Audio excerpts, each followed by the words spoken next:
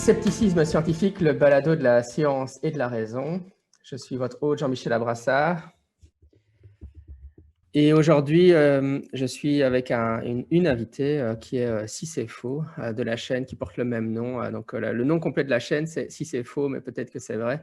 Salut. Salut. Voilà, alors oui, c'est une nouvelle arrivante dans la communauté sceptique, je vais dire. Je pense que ça fait quoi, un an, un peu plus d'un an. Enfin, évidemment, je crois que ça fait à peu près un an que je t'ai remarqué. Tu es assez actif sur Internet, sur Twitter, etc. Quand est-ce que tu es arrivé, toi, tu dirais? Alors, la première vidéo sur la chaîne, c'était au mois d'avril. Quand est-ce que j'ai débarqué sur Twitter? Oui, enfin, que tu as commencé à être actif dans les discussions zététiques, un surtout. petit peu avant. Ouais, un petit peu avant. Ça, donc à moi, ça va, mon timing est bon. Donc, je t'ai remarqué pratiquement au moment où tu es arrivé, en fait. Voilà, et alors si je t'ai invité, enfin, oui, bien entendu, pour les auditeurs, c'était pour un peu présenter ta chaîne. Tu as un format vlog comme ça, assez, comment je peux dire, assez décontracté et impromptu. Je sais pas, J'ai pas eu de parents, j'ai pas été éduquée. Moi, j'ai aucune limite. C'est encore sur la chaîne YouTube, je me retiens. Hein. Sur Twitter, je me retiens encore plus. J'essaye de pas saper l'image que vous essayez de donner tous, parce que voilà, j'ai pas le droit de faire ça. Mais en vrai, je suis quelqu'un de totalement décomplexé. Voilà, quoi. Oui, et puis tu dis aussi que tu parles de zététique, mais de culture geek aussi, tu fais les deux. On peut voir ton album de Batman, Dame, derrière. Celui-là m'a fait une claque. Oh là là, terrible. Vraiment terrible. Oui, mais donc voilà, enfin, on va juste discuter de manière relaxe aujourd'hui. C'était pour te présenter un peu, mais je pensais comme sujet de conversation, tu as réalisé une vidéo dessus, mais ce serait intéressant que tu racontes un peu, enfin qu'on discute un peu de ton parcours, comment tu es devenue zététicienne. Puis j'aimais aussi vraiment bien tes vidéos sur les huiles essentielles. On peut peut-être aussi échanger un peu sur les huiles essentielles. C'était vraiment marrant ces vidéos-là. Mais ça fait un peu partie du combo, de toute façon. Alors raconte-nous comment. En fait, la raison, c'est parce que moi, je suis un vieux de la vieille, quoi. J'ai rejoint le mouvement zététique, donc on va dire vers 2000, donc ça fait plus de 20 ans, enfin 20 ans. Ouais. Du coup, le parcours des gens qui qui découvrent maintenant la zététique est vraiment très différent du mien. Enfin, moi, ça n'impliquait pas de YouTube, tout ça. Donc, je trouve ça intéressant de voir un peu la nouvelle génération, comment elle arrive à la zététique. Alors, avant la zététique, moi, je découvre l'esprit critique, plus globalement, avec les crop circles, l'astronogeek et toute la clique. Et ça se passe dans un contexte, je ne sais pas si tu veux la version longue ou la version courte, je ne sais pas combien il y en a de temps, je ne sais pas si tu fais du montage derrière. Oh, je dirais, on a une bonne demi-heure, quoi. Et puis, oui, parfois, je fais un petit peu de montage derrière. Ok. Donc c'est mon petit ami de l'époque qui me propose de regarder ces vidéos-là. À ce moment, j'ai déjà 2 amis qui m'embêtent pas mal avec l'homéopathie, que je défends corps et âme, alors qu'en fait, je m'en fous, je m'en sers jamais. C'est juste par principe. Parce que j'aime bien la médecine alternative et naturelle. Et parmi ces 2 amis-là, il y en a un que vous connaissez peut-être parmi les auditeurs, qui s'appelle Maxime Ginolin, qui a une chaîne qui s'appelle Magic Jack, avec une playlist qui s'appelle donc la Minute Sapiens, dont le texte est écrit par Thomas Durand. Donc ça commence comme ça, avec Maxime et un autre ami qui me rentre pas mal dedans vis-à-vis de l'homéopathie. Et puis un jour, un de mes ex, avec qui j'habitais à Paris dans un petit studio, me dit « Tiens, il y a 3 vidéos d'une demi-heure là sur les crop circles, regarde, bon bah moi forcément, hein. » Et puis c'est à Sarah-Troff, c'est à côté de chez moi. Moi j'ai grandi avec les marronniers sur les crop circles, j'ai grandi avec les lumières dans le ciel un peu bizarres, tout ça. Donc je suis contente, mais ça dure pas longtemps. Ça dure pas longtemps. Déjà parce que très vite je comprends où ça mène et je comprends la conclusion qu'il va falloir que je tire. Hein. Et elle me met pas du tout à l'aise, elle me plaît pas. Et ce que je dis pas dans les vlogs, c'est que mon chéri, il était ostéopathe. Et ça faisait pas longtemps, il avait appris que son métier donc, était une pseudoscience. Il essayait de m'expliquer, moi je comprenais pas bien. Déjà, j'étais pas bien dans ma vie à ce moment-là, donc m'occuper de lui, c'était compliqué. J'arrivais à peine à m'occuper de moi. Et donc, plus les vidéos avancent, plus je comprends, j'ai des débuts de notion de ce qu'est une pseudo-science et par extension une pseudo-médecine. Et je me sens très très mal pour mon chéri qui vit un truc finalement vraiment pas simple non plus. Je me sens nulle parce que j'ai pas été à l'écoute. Et à la fin des vidéos, c'est la catastrophe. Pour ça, et aussi parce que d'un coup, j'ai un immense sentiment de solitude, quoi. Les extraterrestres, finalement, ils n'ont pas l'air d'être là. Dieu, j'ai jamais cru. Les êtres humains, je leur fais pas spécialement confiance, plus aujourd'hui qu'avant. L'entité nature venait d'être brisée aussi par un bouquin quelques temps avant, donc ça va vraiment pas bien. Et bon, finalement, j'en reste là. Ça va pas plus loin. Je romps avec mon chéri, je rentre à la maison à Munich après un an d'absence. Et là, ça allait pas du tout. Ça allait pas du tout. J'avais le cœur brisé. J'étais vraiment très très mal. Et du coup, j'étais aussi très mauvaise avec mes enfants, alors que je venais de rentrer et je retombais dans la reproduction de la violence psychologique que j'ai subie moi. Donc je me suis dit, il faut arrêter. Il faut que tu t'occupes l'esprit. Et ce que je fais d'habitude, c'est que je me plonge dans le travail, sauf que là, j'ai pas de travail. Et un jour sur YouTube, ça fait pas longtemps que je suis rentrée, il y a des recommandations de ces gens qui étaient là, qui ont participé au Crop Circle. Donc je binge watch du hygiène mentale, du défécator, du Mondrian, la tronche en vie autant que je peux, il y a beaucoup trop de choses, je crois que j'arriverai jamais au bout. Et je suis contente, parce que ça marche, parce que j'oublie que j'ai mal, ça va de nouveau mieux avec les enfants, je me sens bien, quoi. Il y a quelques petites croyances qui tombent, mais rien de très compliqué, quoi. Et je me rappelle d'ailleurs, dernièrement, je ne sais plus qui a dit ça, que ça lui semblait compliqué que la zététique, on puisse la pratiquer sans aimer la science. Moi, quand il a dit ça, il ou elle, je ne sais plus, je me dis, mais n'importe quoi, moi j'ai toujours détesté la science. En fait, non. J'ai grandi avec C'est pas sorcier, j'ai grandi avec Il était une fois la vie, j'ai grandi avec Scooby-Doo, j'ai grandi avec les frères Bogdanov, j'ai grandi comme ça, avec des choses un peu plus délirantes, laboratoire de Dexter, Nuit Cortex, j'ai toujours aimé la science, je l'ai juste lâché au collège parce que j'arrivais plus à suivre. Et là, je retrouve la science. Et j'apprends, et je découvre plein de trucs, je suis contente parce que j'aime ça dans la vie, j'ai toujours aimé apprendre. Donc pendant un certain temps, ça va bien. Jusqu'à ce que je découvre, jusqu'à ce que je tombe sur une chaîne qui s'appelle Mister Sam. Voilà, c'est la déconfiture. là, c'est la catastrophe. Alors au début, ça se passe bien, je regarde quelques vidéos, c'est sympa, je m'abonne. Jusqu'à ce qu'il y ait un encadré de malheur qui apparaisse avec une liste de fake med et qu'apparaisse l'aromathérapie 2. Moi, il se trouve qu'il y a quelques années de ça, il y a 6 ans de ça maintenant, ma fille était malade. À ce moment-là, moi, je me servais beaucoup des huiles. Elle n'allait pas bien, et donc je lui donnais des huiles et j'étais persuadée de faire ce qu'il y avait de mieux. Et quand je l'emmène chez le médecin et qu'il me dit vous m'avez ramené vraiment au dernier moment avant qu'elle nous quitte, je me dis l'aromathérapie a sauvé ma fille. Donc quand j'entends que l'aromathérapie est une fake med, je ne peux pas accepter ça, quoi. Donc je me désabonne, je laisse un commentaire pourri, t'as vu, je les montre dans le vlog. Mais quand on commence à s'intéresser à la zététique, fatalement, on se retrouve de nouveau chez Sam, parce que c'est un des rares qui en parle, je crois qu'il en parle beaucoup, qui nous explique la méthode, qui nous explique les outils. Donc j'y retombe. Moi, je l'ai oublié, parce que j'ai une mémoire pourrie. J'ai pas besoin d'ailleurs d'être choquée pour oublier des trucs. Et je retombe fatalement un jour sur cette vidéo-là. Et là, je suis un peu obligée de l'accepter, en fait. Parce que entre la première fois et la deuxième fois, j'ai pris le temps de découvrir la chaîne, d'apprendre les outils, la méthode, qu'est-ce que c'est la science, comment ça fonctionne. Le point de non-retour, il est passé. Je ne peux plus retomber dans mes croyances. Et c'est même pas que je me dis, va vérifier, va regarder ses sources, réfléchis-y, prends ton temps. Non, ça, bam, voilà, c'est tout de suite, il peut pas se planter, quoi. Donc je sais pas, c'est peut-être un peu l'argument d'autorité, un excès de confiance, je sais pas, mais ça s'impose tout de suite. Et là, c'est le début de quelques mois très compliqués, quoi. Je m'en veux déjà par rapport à ma fille. Et finalement, elle va bien, elle n'a même pas de séquelles parce que j'aurais utilisé une huile ou une autre qui aurait pu laisser des séquelles. Donc petit à petit, je me sors de là. Mais je suis quand même très très en colère contre moi-même. Indéniablement, je suis en colère contre Sam. Et puis ce que je dis pas dans les vlogs aussi, c'est la partie un peu dramatique du truc. C'est que l'arrêt du jour au lendemain des huiles essentielles, c'est l'arrêt des effets contextuels et placebo. Donc c'est la dépression qui revient.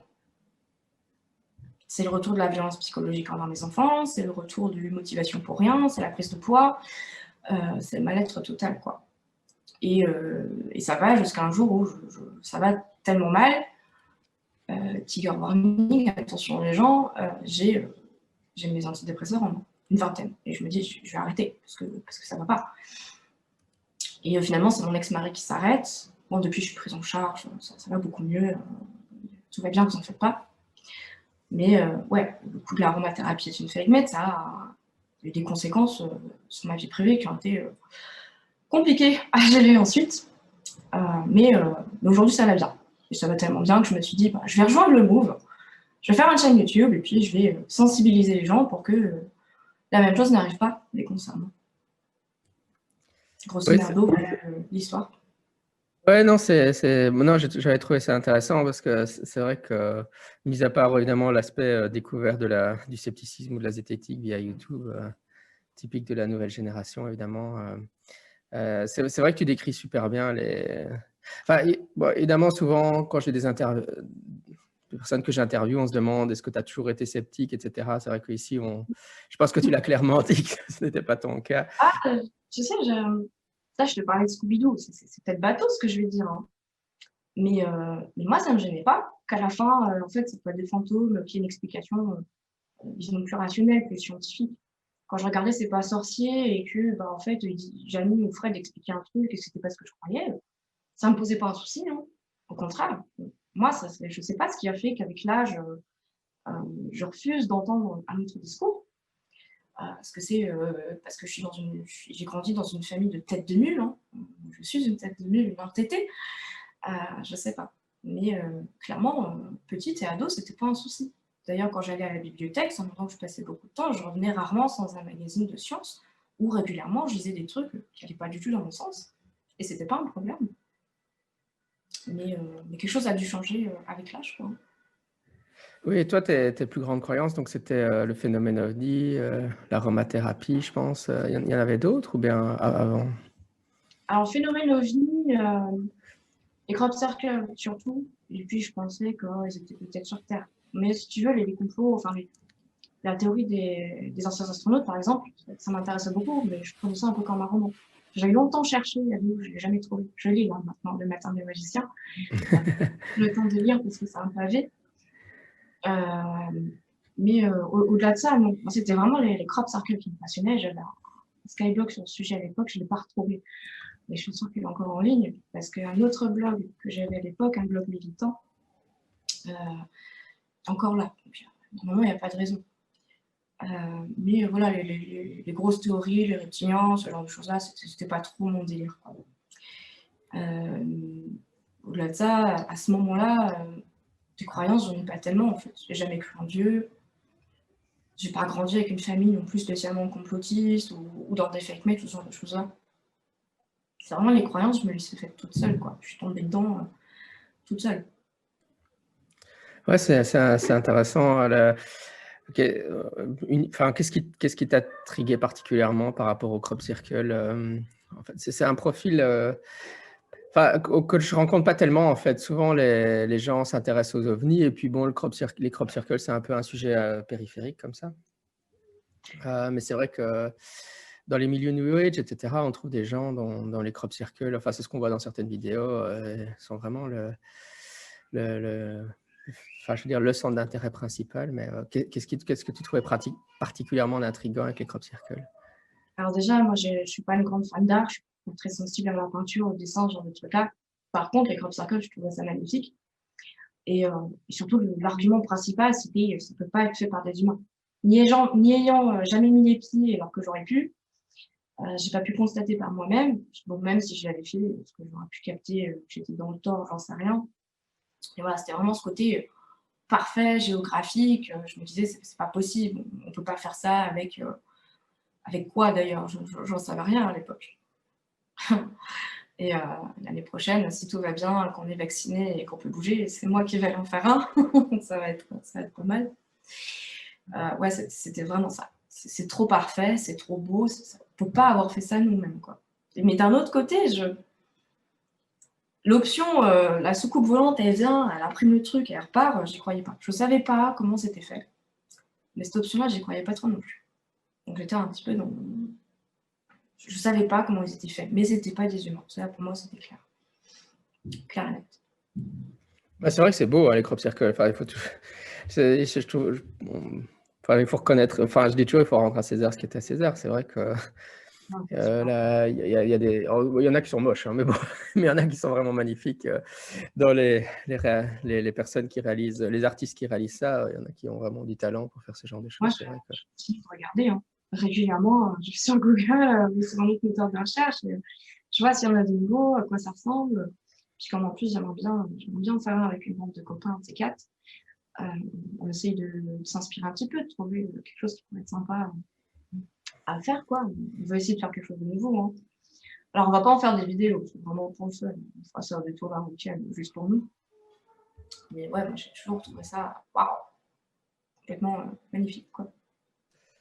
Ouais, quand j'étais très jeune, enfin, je sais pas, il y a une quinzaine d'années, j'aurais bien voulu en faire un aussi, mais ouais, enfin, tout simplement, à l'époque, c'est vrai que j'avais même pas eu simplement l'idée de demander l'autorisation au fermier. C'est vrai que, bon, et après, il y avait je crois que ce qui m'a retenu finalement, c'était l'aspect, entre guillemets, illégal d'aller dans un champ, mais en fait, finalement, c'est vrai qu'il suffit de demander l'autorisation au fermier. Je sais même pas pourquoi j'y ai pas pensé à l'époque. Mais bon, encore une fois, on était à une ère pré-internet.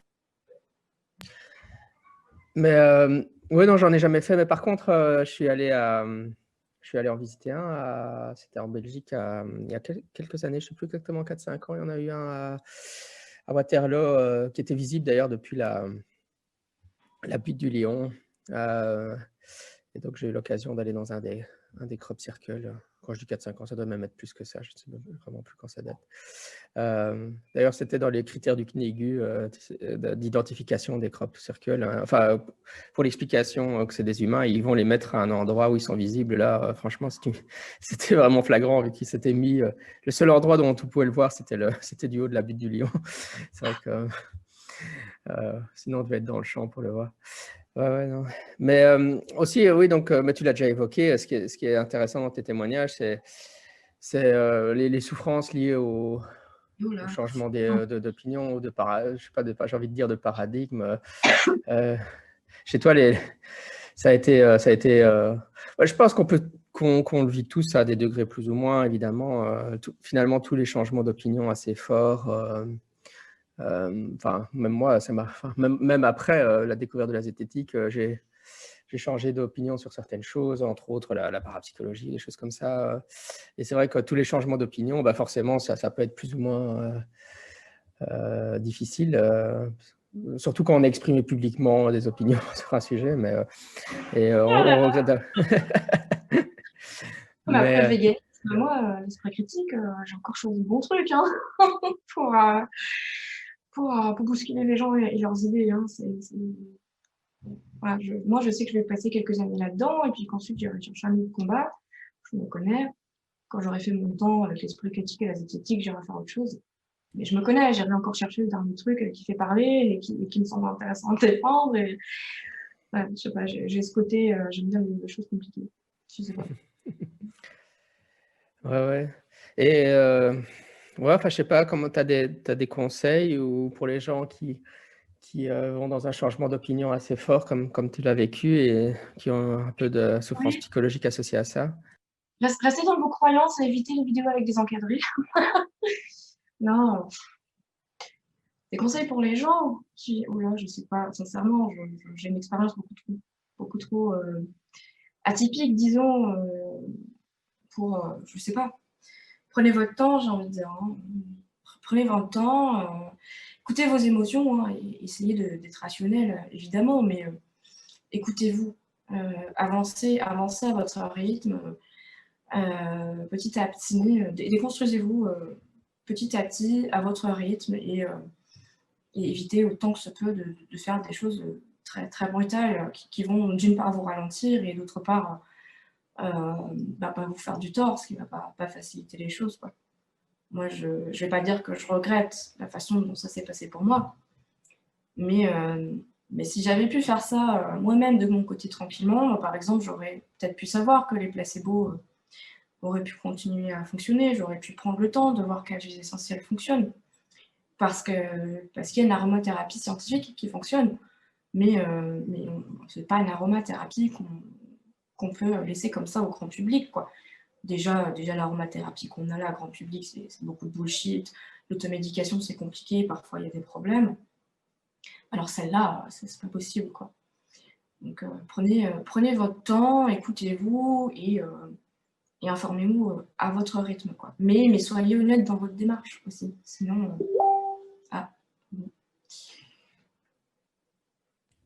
Oui, bah, je pense que c'est un bon conseil. Je crois qu'il ne faut pas se dépêcher.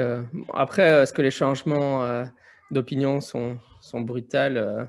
Je crois que chez toi, il y a quand même eu tout un processus de déconversion, mais en même temps, ça a eu lieu sur certains sujets et puis ça a progressé vers d'autres sujets. Je dirais, j'ai l'impression que c'est ça que tu décris, hein. Je veux dire, quand tu as vu la vidéo des crop circles directement, tu as changé d'avis. C'était bon. Ils t'ont convaincu d'emblée d'un coup. Ouais, c'est pas à la minute non plus, mais à la fin de la première, j'avais déjà compris où ça allait. Et en plus, j'en voulais à mon chéri parce que j'étais en sécurité avec lui. Il savait que c'était important pour moi, cette croyance-là, que je comptais vraiment sur un jour le vaisseau qui arrive et qui se pose et qui dit bon, maintenant, vous arrêtez votre bullshit là et vous remettez sur les rails et vous faites quelque chose de bien de l'humanité. Hein. Et il me prévient pas. Et du coup, moi, j'étais en insécurité avec mon chéri d'un coup aussi. Donc, c'était vraiment pas cool, quoi. Puis l'aroma. Après, il y a beaucoup d'autres croyances fortes qui sont tombées. Hein. Par exemple, moi, il y a quelques années, j'ai fait un test de QI. On m'a dit, bon, bah, vous avez 135, vous êtes fatigué physiquement ou psychologiquement, vous êtes peut-être sous-coté. Je suis tombée aussi dans ces croyances-là. J'ai lu énormément de bouquins sur les surdoués pour finalement tomber sur les podcasts d'Elisabeth sur l'intelligence avec Stéphanie Aubertin. Et me rendre compte qu'en fait, je suis peut-être pas si surdouée que ça. Bon, alors j'en ai beaucoup parlé avec Stéphanie et Serge aussi d'ailleurs, Serge Pratt-Morel. Sont catégoriques, ils me disent t'es surdouée, voilà. Mais j'ai eu beaucoup de croyances là-dessus.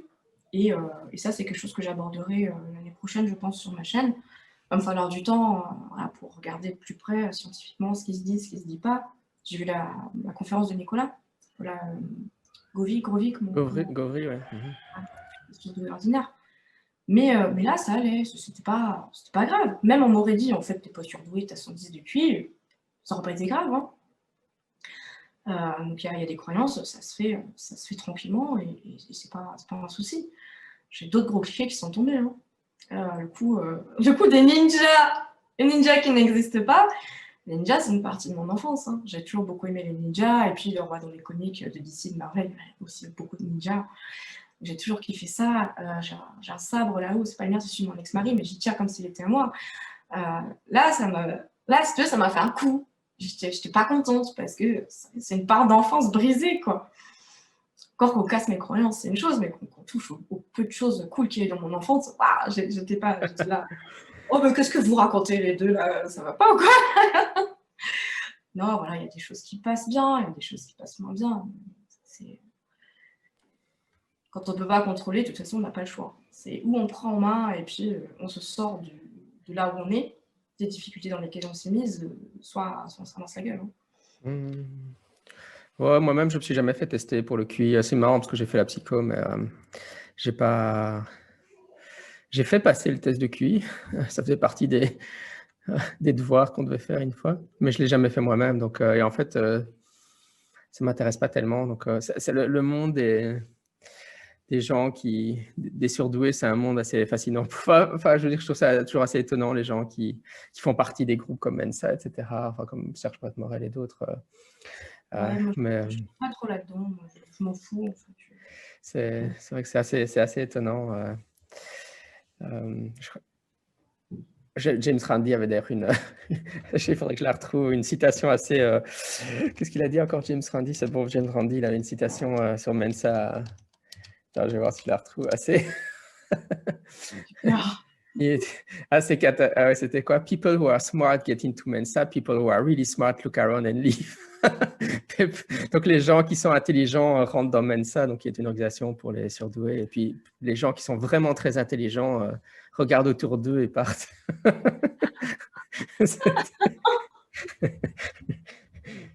J'espère que Serge ne va pas écouter cette émission parce qu'il va m'en vouloir d'avoir cité ça, mais c'est vrai que...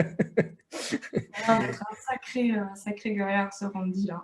Oui, il avait le sens de la formule quand même. Ce qu'il a fait et entre certains propos problématiques, ça a l'air d'être un sacré Sacré morceau, ce gars-là. D'ailleurs, avec un ami vidéaste sceptique et collègue, on va refaire ça, un de ces quatre. On prendra quelques semaines. On va reprendre toutes les expériences qu'a faites Ramzy et on va les mettre à jour. On va faire des vidéos toutes belles, toutes neuves. On va tout refaire. On va s'éclater. Si le Covid veut bien nous lâcher la grappe un petit peu. Ouais, c'est ça, quoi. C'est clair que... Très bien. Ouais, bah écoutez, moi j'ai un peu fait le tour de ce que je voulais te demander. De toute façon, c'était un peu un teaser hein, pour ta chaîne. Je crois que voilà, tous les sujets qu'on a abordés aujourd'hui, tu as fait des vidéos dessus plus longues. Hein, donc si les gens veulent voir sur... Ah oui, c'est vrai, ton copain, ton ex, l'ostéopathie, qu'est-ce qui finalement lui aussi, il était en phase de déconversion. Tu avais l'air de lire. Comment ça s'est passé avec lui finalement? Bah, alors moi, j'ai des souvenirs de lui. Je vais te passer les détails parce que ouais, j'ai des souvenirs de lui en train de regarder Hygiène Mentale, par exemple. Et il m'invitait régulièrement à venir regarder avec lui. Mais moi, c'était une période de ma vie, j'avais vraiment pas besoin. Voilà. Les enfants étaient loin, je les voyais pas autant que je voulais. Ça m'intéressait pas. C'est une des rares périodes de ma vie où apprendre et découvrir des trucs, ça m'intéressait pas. Donc, je l'envoyais bébé tout le temps, quoi. Et quand lui me disait, oui, mais l'ostéopathie, en fait, c'est pas, ça tient sur rien. Moi, j'avais les mêmes arguments pour l'homéopathie. Hein. Je disais, bah, la science, j'ai juste pas compris comment que ça marche. Et puis, on s'en fout. L'important, c'est que tu fasses du bien aux gens. Et moi, je lui faisais confiance parce que c'est quelqu'un d'honnête, globalement, et de confiance. Quand il me faisait des séances à moi, il n'y avait jamais une main, parce que je suis sa copine, il aurait pu, hein, mais non, il a toujours été très pro, il n'y avait pas de main baladeuse, etc. Et c'est quelqu'un qui aimait et qui, je pense, aime toujours, j'ai pas de nouvelles, je ne sais pas s'il est toujours ostéo, je pense que oui. C'est quelqu'un qui a toujours aimé son métier, aimé les gens, voulu faire du bien, il a toujours voulu être médecin, quoi. Et ouais, j'ai des souvenirs très clairs de lui en train de regarder Hygiène Mentale.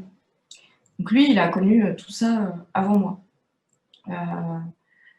Comment il a connu tout ça, par contre, je ne sais pas. Je sais qu'il connaissait Maxime aussi, parce que Maxime a quelque chose à voir là-dedans, j'en sais rien. Mais c'était pas plus simple pour lui à ce moment-là que moi avec les huiles essentielles. Hein. Je me rappelle que vraiment, c'était... il en parlait souvent et moi, en plus, j'écoutais pas. Donc ça lui simplifiait pas les choses, quoi. Ouais, c'est vrai que si on est soi-même un praticien d'une pseudomédecine et qu'on découvre la zététique, ça devient... Mais moi, j'ai oublié de le dire, mais j'ai fait 1 an de formation à distance, formation intensive en phytoaromathérapie, donc spécialisation huiles essentielles. Le projet, c'était d'aller bosser à Amazon, non? Ou en herboristerie, ou un truc comme ça. Quoi. Ouais, c'est ça, ouais, non, mais c'est un fameux parcours quand même. Ouais, parce que tu dis, c'est pas, enfin, je dis que on a l'impression que tu dis que c'est un parcours commun, mais je pense que beaucoup de gens dans votre situation, simplement, ils rationaliseraient tout et ils feraient beaucoup de gymnastique mentale pour ne pas changer d'opinion. Hein.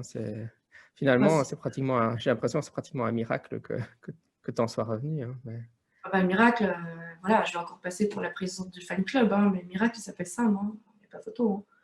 Moi, la méthode, les outils, ce que c'est la science, j'apprends tout là. Il n'y a pas de miracle. Hein.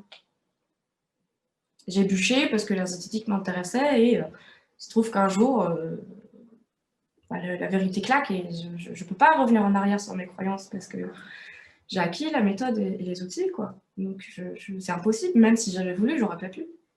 J'aurais pas pu et je pense que je pourrais jamais. J'aimerais bien des fois parce que c'était confortable quand même. Oui, parfois il y a des discussions sur Twitter sur l'aspect, les zététiciens doivent avoir une formation scientifique dans le domaine dont ils parlent ou une formation philosophique dans le domaine dont ils parlent. Mais enfin, je veux dire, là, tu soulignes l'intérêt de quelqu'un comme Mister Sam, je veux dire, qui n'a pas de formation non plus et qui vulgarise super bien. Enfin, c'est ce que je réponds souvent à ce genre de critiques, pourtant qu'on entend régulièrement. Mais en fait, le mouvement zététique, par définition, j'ai l'impression, ne peut pas vraiment exister sans des gens qui ne soient pas des professionnels de la science. Enfin, j'ai même l'impression que c'est quelque chose au cœur de la zététique. Enfin, on appelle ça en anglais grassroots scepticisme. Hein, donc, c'est comme de l'herbe qui pousse. Hein, c'est que le scepticisme, c'est fait pour les gens qui ne sont pas des scientifiques et c'est non. Et enfin.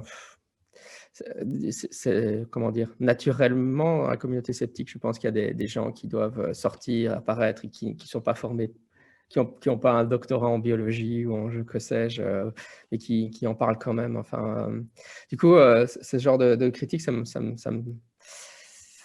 pose question dans le sens où, évidemment, je comprends aussi l'idée générale. Il faudrait que les sceptiques ne parlent que des domaines dans lesquels ils ont eu un doctorat.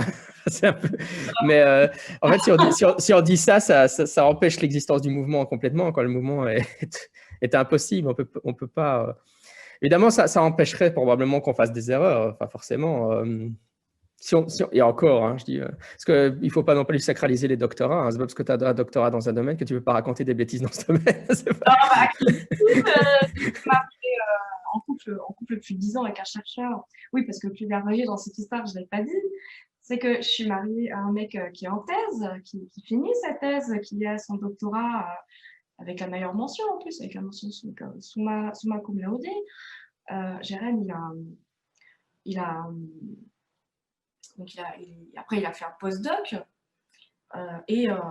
Si tu veux, moi, je ne sais pas que je baignais dans la science, hein, mais alors, combien de fois il est rentré à la maison énervé pour des choses que tu connais très bien. Hein. Il bûche, il n'est pas publié pour une broutille, pendant que l'autre du bureau d'à côté, il a fait de la merde pendant 3 semaines et hop, ça passe dans Nature.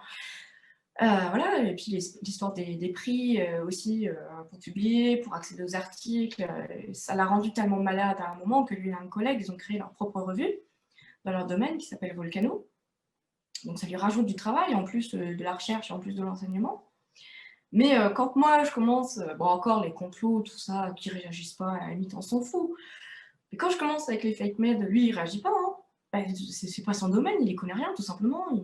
Il peut pas finalement savoir si j'ai raison ou si j'ai tort.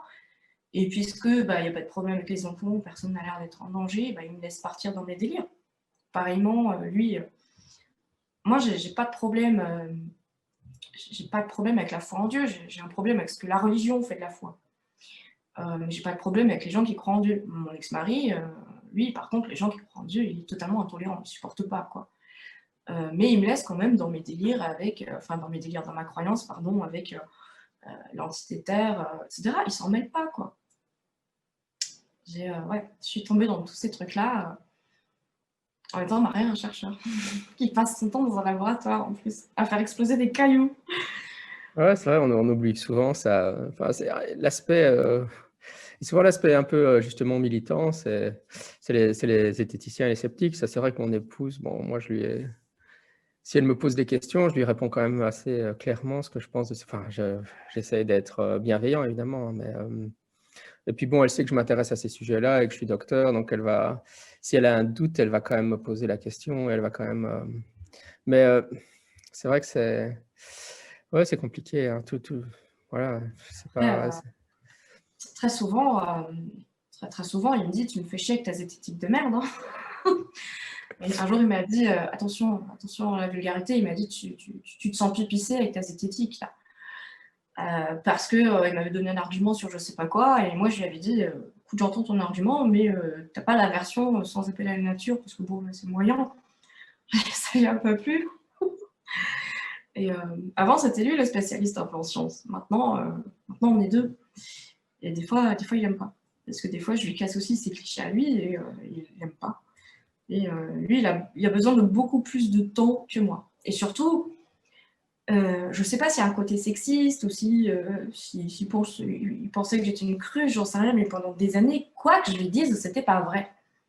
Je pouvais lui mettre tout ce que je voulais sous les yeux, c'était pas vrai, quoi. On en rigole aujourd'hui, mais à l'époque, c'était pas drôle, quoi.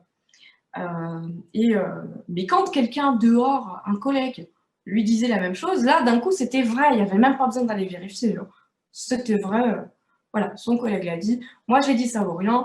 Le collègue l'a dit, c'est vrai. C'est pas, y a pas ce côté esprit critique ou quoi.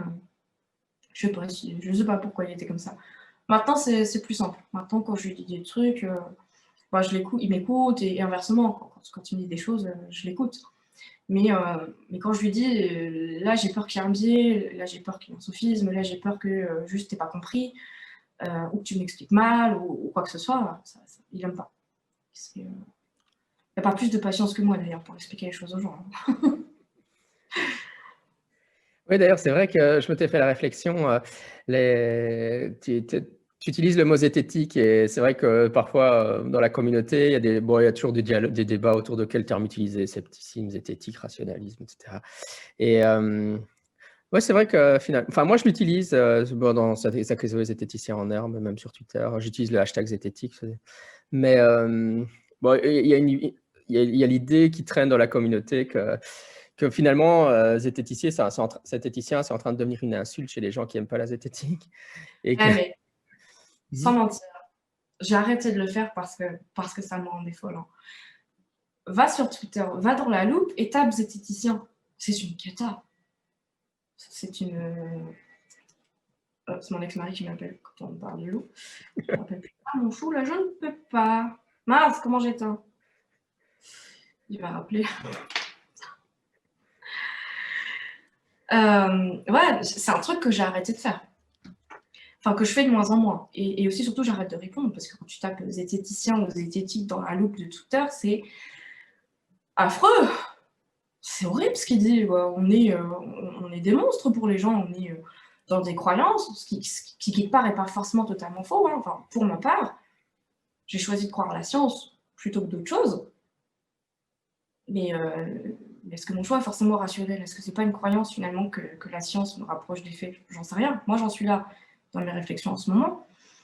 Mais c'est affreux, hein, tout ce qui se dit. C'est horrible. C'est des insultes tout le temps, c'est du mépris, c'est des critiques, alors, dès qui sont fondées, d'autres qui sont beaucoup moins fondées. C'est une catastrophe. Catastrophe. Ouais, c'est clair. Enfin, en tout cas, on peut pas vraiment l'éviter, je pense. Hein. C'est vrai qu'en fait, plus le mouvement prend de l'amplitude, plus il y a des gens qui se dressent comme des adversaires du mouvement. Enfin, ça, c'est un peu inévitable. Enfin, moi, j'encourage quand même à utiliser, peut-être pas forcément à aller suivre le hashtag zététique, mais si vous utilisez, Oh non, au moins à l'utiliser. ayez une bonne armure, hein, si vous voulez, sur... Moi, je vais de temps en temps voir ce qui s'y passe, hein, quand même, j'avoue. Mais en tout cas, utiliser le hashtag, quoi. Comme ça, il n'y a pas que des trucs d'anthroposophes. J'étais il y a quelques jours, c'était une catastrophe. Et après, je me suis retrouvée dans un truc avec Bunker D, Sam et d'autres, un truc complètement sur la politique. Alors moi, en plus, la politique, je suis plus trop ce qui se passe au niveau du gouvernement, des ministres. Moi, je suis totalement politisée, hein, dans le sens où ma chaîne, elle est là pour faire bouger les choses. Je suis très engagée dans les luttes sociales à côté aussi. Mais voilà, je me retrouve régulièrement dans des conversations super bizarres sur Twitter. Dès que je cherche zététique, quoi. Ouais, Twitter, c'est un puissant fond. Il faut être prudent et apprendre à désactiver les conversations. Il y a des gens qui ne savent pas comment désactiver, mais vous pouvez désactiver, vous n'avez pas besoin de vous désabonner vous-même des conversations. Je vais finir par faire un tuto. Je vais finir par faire une parodie, juste pour rigoler, une parodie d'Effecator avec un tuto dénotifiez-vous. Non mais sérieux, on en est là. Genre, les gens ils sont trop feignants pour se dénotifier tout seul. Tu m'étonnes que le monde ne change pas, je veux dire, à un moment. Sérieux, quoi. Moi, je vous préviens, quand j'interviens dans une discussion sur la politique et la zététique, après 3 tweets, je me dénotifie moi-même de la conversation parce que je sais bien que je vais devenir fou après. Non, il faut apprendre à se dénotifier de Twitter, c'est absolument une bonne idée. Et au niveau des conversations auxquelles tu as participé régulièrement, je pense que tu as participé à celle-là aussi, mais il y a des conversations évidemment autour de zététique et féminisme, enfin, et surtout mettre en avant les zététiciennes, je veux dire, on va appeler ça comme ça, les femmes qui font de la zététique ou de la vulgarisation scientifique, et dont tu fais partie évidemment. Et comment j'allais dire, oui, enfin, est-ce que un des trucs qui m'intéressait, c'est est-ce que tu as l'impression que les zététiciens hommes ont tendance à ne pas couvrir certains sujets qui devraient être couverts plus j'ai vu par exemple passer une réflexion sur, qui n'était pas de toi, mais d'une des autres zététiciennes, sur les magazines féminins, par exemple. C'est vrai que ça m'avait interpellé, je trouvais ça intéressant. Qu'est-ce que tu en penses, toi? J'en pense que je me suis battue trop longtemps pour voir trop peu de résultats et que j'ai laissé tomber. Donc, je peux pas vraiment répondre. Je sais pas. Ce qui est sûr, c'est que moi, féminisme, j'en parlerai pas parce que j'ai juste plus la force et l'énergie. Par contre, je m'attaquerai effectivement au magazine féminin. Il y a tout ce qu'il y a de pseudo-médecine, pseudo-sciences là-dedans. Mais voilà, moi, je peux difficilement répondre à la question. Par contre, ce que je peux te dire, c'est que finalement, du sexisme, de la part des sceptiques, qu'on parle du lambda sur Twitter ou du gros poisson à 350 000 abonnés, j'en ressens pas. Moi, j'ai été accueillie là-dedans à bras ouverts, sans aucun souci. J'ai jamais eu de réflexion sur le fait que je suis une nana. Au contraire, vous avez l'air tous plutôt contents d'enfin accueillir une nana en zététique. On en a une petite nouvelle là aussi. J'espère qu'elle va continuer avec concrètement moi. Voilà, je peux pas te dire autre chose que ça. Je suis vraiment désolée, mais je suis trop sortie du combat pour vraiment voir si effectivement il y a quelque chose ou pas. Oui, non, mais ça c'est toujours sympa d'avoir un feedback. C'est vrai que je pense qu'on essaye d'être effectivement accueillant et qu'on est prêt à encourager la présence des zététiciennes dans le groupe. J'ai jamais eu l'impression. Enfin, je pense que même quand je discutais avec Christophe Michel ou d'autres, des grands anciens, j'avais dit, forcément, oui, je veux dire, le fait que avant, particulièrement avant, il y a 20 ans, etc., c'est vrai que le scepticisme, c'était un club d'hommes blancs. Bah, je veux dire, même à l'époque, on le regrettait déjà. C'est comme quand je faisais du jeu de rôle il y a 20 ans et que je jouais à Donjons et Dragons, on regrettait qu'on était que des garçons à jouer. Mais je veux dire, tout ça a quand même bien changé depuis, heureusement. C'est vrai que c'est jamais quelque chose qu'on trouvait bien. C'est pas génial, on est entre nous. Ça n'a jamais été le réflexe qu'on avait, même à l'époque où c'était plus objectivement vrai, je pense. Ouais, mais par contre, quand je vais voir mes statistiques, à chaque fois, je suis déçue. C'est une majorité d'hommes qui regardent la chaîne. Et avec le temps, j'ai pas plus de nanas. Hein. Donc, peut-être que quand je vais commencer, je pense milieu d'année prochaine, à m'attaquer à la presse féminine et tout ce qu'il y a de bullshit dedans, ça va peut-être changer. Mais j'ai de gros doutes. Hein. J'ai de gros doutes. J'avais écrit une fois au magazine Psychologie parce qu'ils avaient sorti un dossier spécial animaux. C'était que les animaux vont remplacer vos médicaments, vos animaux vont vous faire du bien. Et moi, j'étais scandalisée parce que moi, la dépression, je sais ce que c'est, les problèmes psychologiques, je sais ce que c'est. Un animal, ça peut être un soutien moral, mais ça ne fait pas office de médicament. Donc, j'aurais envoyé un pâté comme ça, et bien argumenté pour le coup. Hein, j'avais fait ça avec d'autres personnes qui se connaissaient un peu plus que moi. Pas eu de réponse. Donc, je pars pas très optimiste sur le fait qu'on va pouvoir communiquer avec les gens qui dirigent ce magazine. Par contre, clairement, il faut faire quelque chose. C'est possible. Voilà. Surtout quand on est une nana mariée à un chercheur, un scientifique qui ne réagit pas, je me dis, il faut bouger. Hein.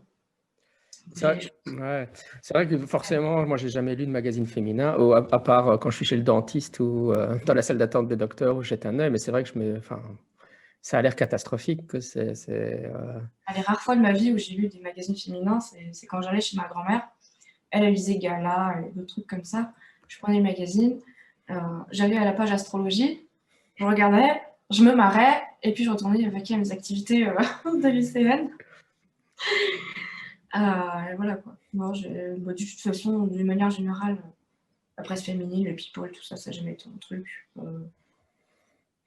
Je me sens pas particulièrement femme, ni particulièrement homme. Moi, je suis comme je suis. Ouais, non, c'est vrai, c'est un peu c'est vrai que c'est un peu un mystère, comment attirer un public plus féminin vers la zététique. C'est vrai que Je trouve que j'ai une tête de mule, je te dis, je trouve. Ouais. faut trouver les sujets qui parlent. Enfin, je pense qu'il y a effectivement des sujets qui doivent plus parler, mais c'est pas forcément. Parce que intuitivement, je me dis les pseudomédecines, ça doit parler aux deux. Enfin voilà. L'aromathérapie, moi je connais plein de garçons qui sont à fond dedans, hein, c'est pas spécialement genré. Quand j'allais encore à l'aïkido, il y en a qui s'enduisaient d'aromathérapie avant les entraînements, ça sentait dans toute la salle où on se changeait, c'était absolument une abomination, c'était pour se détendre, je sais pas, détendre les muscles avant l'entraînement, je sais pas trop quoi. Enfin bon, je fuyais ça de toute façon, j'essayais pas de le confondre. Il y a le nombre de gens qui sont dans des pseudosciences, c'est complètement effarant, au point qu'un jour, j'ai quelqu'un qui a écrit un article là-dessus, qui m'a dit tu peux publier sur ton site. Mon site, il n'existe plus aujourd'hui. Je dis, allez. Et après, ça a créé de nombreux débats chez nous suite à ça, parce qu'il y a des gens qui disaient, non, n'y a pas plus de fake made chez les vegans qu'ailleurs. Et d'ailleurs, j'ai promis un article à Mister Mondialisation là-dessus. Je suis censée aller chercher les chiffres. Hein. Nathan de la chaîne Chassetti qui est censé m'aider pour le côté statistique, mais bon, il y a le Covid qui est arrivé, donc j'ai laissé ça de côté. Mais on verra. Mais oui, la fake mail, ça touche tout le monde, mais j'ai quand même l'impression, je dis bien l'impression, c'est vraiment juste une sensation, donc ça ne veut rien dire, qu'il y a certains domaines qui sont peut-être plus touchés que d'autres. Ouais. Rien à voir avec l'intelligence d'ailleurs, je préfère préciser qu'on me dise oui, je suis pas stupide, non. Non, ça non, ça clairement pas. Qu'est-ce que j'allais dire? Ouais, non, mais c'est chouette. Tu l'as un peu évoqué, mais quels sont tes projets en cours, comme ça, les choses qui vont venir bientôt sur la chaîne pour teaser un peu les auditeurs? Voilà, je continue de poser les bases tranquillement. Hein. Je vais finir avec le rasoir, je vais finir avec les bases, avec les biais, avec le sulfisme, tranquille. Mais j'ai les 3 premières grosses vidéos qui arrivent, phytothérapie, médecine, chimie, j'essaie de montrer que ça s'imbrique, hein, ça ne se sépare pas. J'ai une petite vidéo sur Hold Up qui arrive et début février, il va y avoir la première de la série de l'aromathérapie. Et ça fait des mois et des mois que je bosse là-dessus. Je ne sais pas combien d'heures de travail j'en suis, mais il y a une grosse partie qui est faite, là, ce qui me reste encore à faire, et ça y est, j'ai enfin trouvé une vraie spécialiste des huiles essentielles, en tout cas de l'aromathérapie scientifique. Elle va m'aider sur tout ce qui est le rôle des odeurs et quelles sont les huiles essentielles qui effectivement fonctionnent ou pas. On ne donnera pas les noms hein, parce qu'on ne veut pas donner avoir l'impression d'encourager l'automédication, mais elle expliquera comment ça fonctionne vraiment pour faire un petit peu opposition à l'aromathérapie quantique de Stoib. Je vais tout reprendre point par point, quoi. Les effets contextuels, tout. Là, j'ai pas le sommaire en tête, mais le script fait déjà 30 pages. Hein. Ouais, tu as l'air de te lancer dans des gros dossiers comme ça. Ah oui. Vrai que c'est... Et une des premières choses que je dirais, c'est Sam, t'as manqué de nuances, t'as menti. L'aromathérapie, ça marche, mais pas celle-là. Voilà. Non, C'est cool. C'est vrai que parfois, trouver le bon spécialiste d'un sujet, c'est le challenge. On me dit parfois, souvent, je reçois des messages en disant « Vous devriez couvrir ça, vous devriez couvrir ça. » Alors moi, oui, on revient sur le sujet. Si vous n'êtes pas un spécialiste, ne couvrez pas un sujet. C'est vrai que moi, j'essaye quand même de trouver mon premier réflexe sur ma chaîne. Bon, c'est vrai que je cause aussi et je fais aussi des vidéos solo, mais j'aime bien interviewer des gens qui sont justement spécialisés dans le domaine et les mettre en avance. Mais souvent, c'est un challenge de trouver la personne du sujet. Il se cache parfois un peu trop. Donc, si tu en as trouvé une qui peut parler avec une véritable expertise de l'homéopathie, c'est génial, hein, ça c'est sûr. Aromathérapie. Mais si ça t'intéresse, moi je peux voir avec elle et vous mettre en contact. Hein. Oui, bah, t'inquiète pas, je verrai ça. Je la verrai ou je vous verrai quand vous en parlez sur ta chaîne. Et, en même temps, ouais, c'est bien aussi chacun d'avoir ses sujets. Moi, finalement, la pseudomédecine, je le couvre beaucoup moins. Je laisse ça aux gens qui sont passionnés par le sujet. Mais ouais, Hold Up, j'ai pas eu le courage. Hein, c'est vrai que oh là, j'ai pas fait de debunk. Hein. J'ai pas fait de debunk. J'ai juste repris les procédés de manipulation, les techniques de triche que j'ai repérées, genre YES7, puis empoisonné, concaténation. Je passe un temps fou à essayer de comprendre la concaténation, comment ça fonctionne. J'ai appris un truc, c'est cool. Voilà, tous les sophismes, les arguments d'autorité, tout ça. Voilà, je fais un condensé. Donc voilà. Alors, en plus, j'ai dans mon équipe de review, j'ai quelqu'un qui est vendeur. Il m'a dit oui, ce que tu as écrit sur le YES7 là, c'est pas tout à fait ça. Viens, je réécris. Ok. Tranquille. Voilà, ça va pas plus loin que ça. Hein. Je crois que c'est Clément Fries qui a essayé de faire quelque chose de plus soutenu. Sa vidéo est sortie finalement, je ne sais même pas. Je l'ai. Ouais, je ne sais même pas. Non, tout de suite. En fait, le problème, c'est toujours avec ces machins, c'est brûlant pendant un certain temps. Et puis, en fait, faire un debunking conséquent prend tellement de temps que... mais Hold Up, c'est dingue. Hein. Ça n'a pas arrêté. Moi, j'étais tellement en panique devant ce film. Je me disais, mais c'est ultra convaincant, mais moi, j'ai envie d'y croire. C'était ouf. Je me disais, il faut que je fasse quelque chose. Et les gens m'ont dit, mais t'as fait quelque chose. Donc, bon, j'ai fait cette petite vidéo. Mais j'ai surtout tenu le document Google Drive qui a beaucoup tourné. Et du jour au lendemain, je suis passée de 70 personnes sur le document, à 4. Et le lendemain, à 0. Et maintenant, quand j'y vais, ça fait des jours et des jours que je me dis, il faudrait que je le mette à jour. Que je le mette, pardon, à jour le document sur HoldUp. Mais je trouve pas la motivation, il n'y a plus personne qui le regarde. Qu'est-ce que tu veux que je fasse?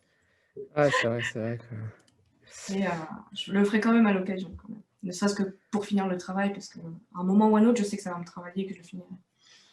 Ah non, c'est clair. Mais c'est ça aussi, hein, ouais, la nouvelle génération, c'est beaucoup vidéo. Alors, aller consulter des documents, c'est compliqué. Et puis, à un certain moment, il faut quand même se plonger dans des livres, etc. hein. C'est pas, la vidéo, ça permet pas de tout faire non plus. Des livres? Des quoi? Des livres? Qu'est-ce que t'as dit? Non, moi, je lis beaucoup. D'ailleurs, je suis sur ton bouquin, là, j'ai passé... Attends, hier soir, j'ai fait les fantômes, les médiums, et là, je suis... Non, hier soir, j'ai lu, ouais, Amityville. Ah, je sais plus, je suis à peu près là, après Amityville. Après, il y a les médiums et le spiritualisme, je sais pas lequel vient en premier, je suis là. Voilà, fin de la semaine, j'ai fini. Et après, je finis celui sur la science de Stephen King. Je sais pas si tu connais, je sais pas si tu as lu. Ah non, c'est vraiment intéressant. Ouais, malheureusement, les deux miens, ils sont plus disponibles maintenant. Ils sont sold out. Et les imprimeurs n'en ont pas réimprimé. Donc, oui, mais il est sur Kindle, donc ça va. Ouais, pour les auditeurs qui nous écoutent, évidemment, c'est franchement trouvable en e-book, etc. Mais tu serais étonné le peu de succès que les e-books ont dans le monde francophone. C'est assez dommage. Hein. Pourtant, c'est vachement pratique, les liseuses, etc. On le voit parce qu'on met Zach et Zoé disponible en e-book et pratiquement... J'ai hésité. Pratiquement personne ne les prend. Enfin bon, c'est vrai que c'est des livres pour enfants. Moi aussi, les livres pour enfants, je ne les prends pas sur liseuse. Hein, donc il y a peut-être un effet lié à ça. Pour l'enfant, c'est important de pouvoir tourner les pages et de montrer. Voilà, j'attends le crowdfunding, je participerai. J'ai déjà bien, comment on dit, sectarisé mon mec là-dessus. Enfin, je l'ai bien, j'ai bien fait la liste des arguments en boucle. Je dis, voilà, dès que ça sort, on a un petit truc et j'aurai le bouquin. Je prendrai l'autre 3, comme ça je les aurai les 3. Mais ouais, j'ai hésité avec le Kindle, quoi. D'autant que là, quand mon fils était beaucoup à la maison, il y avait des moments où il s'emmerdait un peu, tous les devoirs étaient faits, il fallait sortir de la console. Je me suis dit, je vais l'initier un petit peu à l'esprit critique. Donc, on a regardé des vidéos d'Astronomy Geek et le Crop Circle, on a regardé quelques vidéos d'hygiène mentale, etc. On a regardé d'autres vidéos. À quel âge, si je peux me permettre Il va avoir 10 ans. Ouais, d'accord. Ouais, moi, je n'ai même pas encore essayé. Le mien a 9, mais c'est pour ça que je savais bien que c'était à peu près le même âge.